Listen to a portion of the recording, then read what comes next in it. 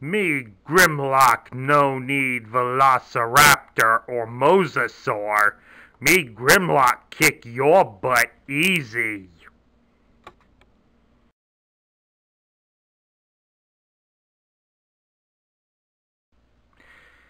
Hello everybody, Sparkster1701 here, and what a month this month will be for dinosaur fans. We got Jurassic World Fallen Kingdom coming out this month, and for those of you who will be downloading the game early, we have Jurassic World Evolution, manage your own dinosaur-filled theme park.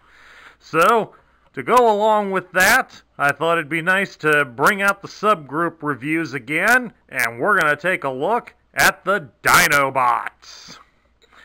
The Dinobots were a subgroup that were released in 1985. They would also be available in 1986, and they would be discontinued in 1987.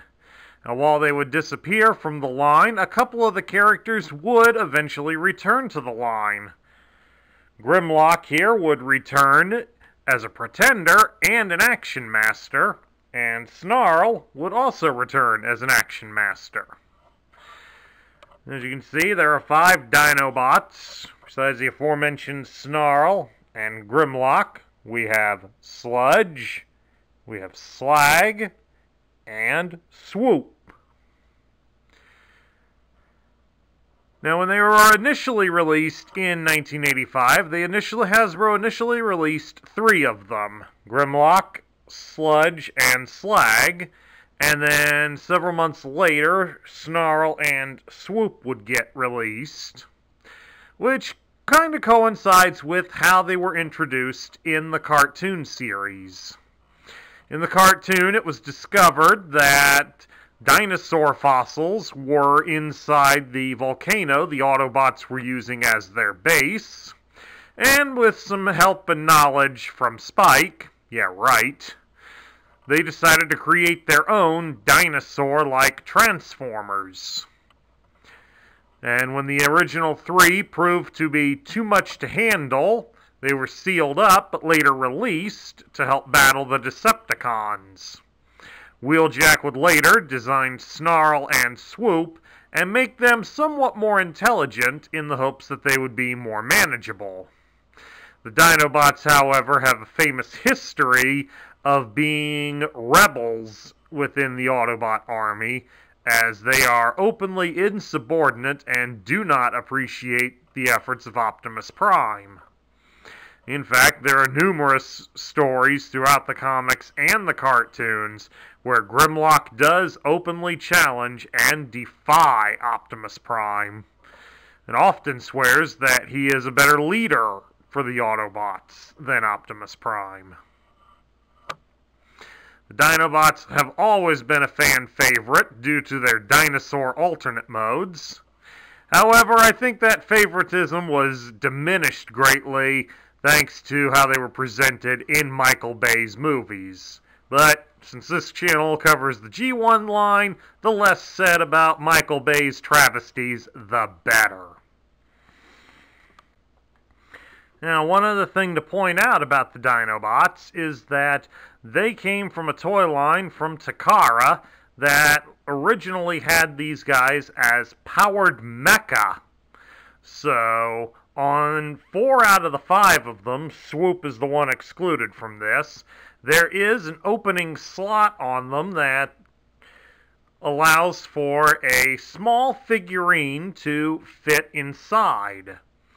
Now, naturally, the Transformers version, being sentient robots, they do not include these little figures, but the openings for the figures to be inserted are still present on all of the toys, again, save for Swoop, because he's too small to have a cockpit in him.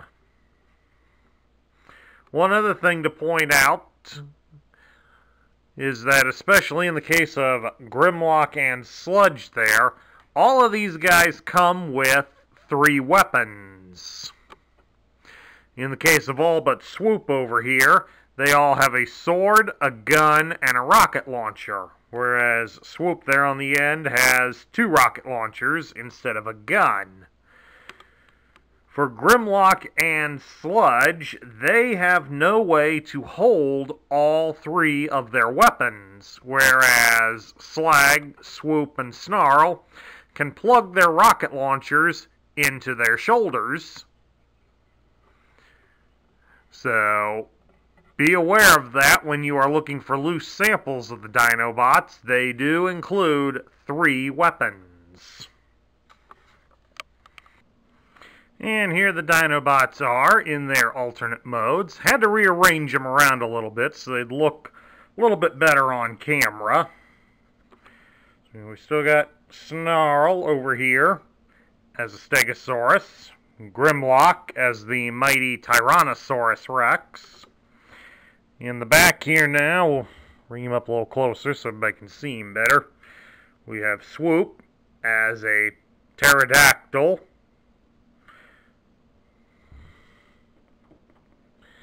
We have Sludge over here as an apatosaurus. And lastly, we have Slag as a triceratops. And of course, many of you would probably remember the Jurassic Park arcade game that Sega put out, where you face a stampede of these guys charging at you. Almost a scary thought when you look at him, isn't it?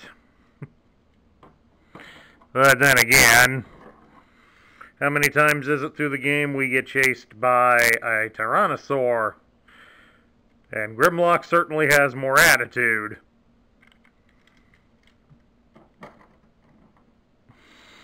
All in all, their dinosaur modes, they aren't bad per se. I mean, it's obvious they're intended to be more mechanical than an actual genuine dinosaur.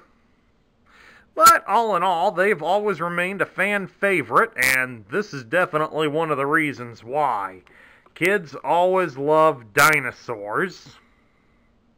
So, transforming robot dinosaurs was definitely going to be a hit for Hasbro. Should probably take a moment here to mention that in the Marvel Comics run, when the Dinobots were brought in, the Dinobots were brought in via the Savage Land, an area famous in Marvel Comics in Antarctica, where time and evolution has not passed. So it's an area where dinosaurs and such do exist still. That's just how Marvel Comics did it, so their characters would frequently run across and join up with the Transformers on their adventures. So, while it seems kind of silly, I think it worked out pretty well.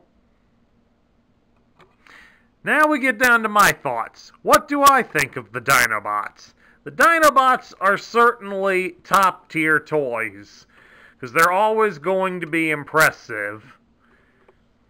As young children, when these guys first came out, we were always enthralled with dinosaurs and the mysteries behind these fabulous creatures that we could only see via their skeletons and read about in all the different books. And of course, it would be in the early 90s where we'd get to see them a lot thanks to Jurassic Park. But at any rate, these toys are certainly top tier. They are pretty durable.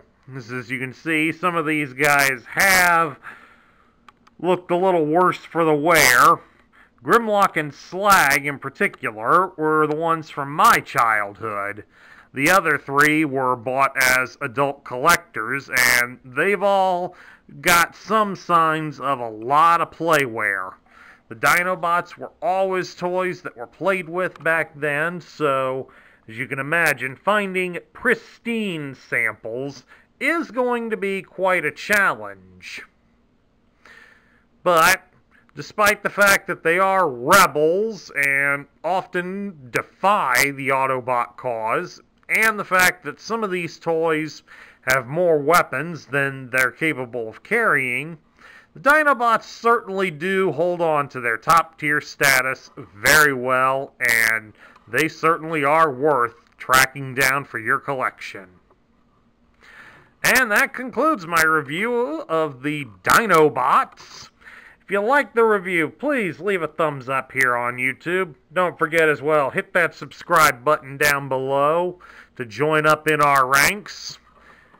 And also, please consider leaving your own thoughts of the Dinobots in the comments section down below. This is Sparkster1701 saying I will catch you all later.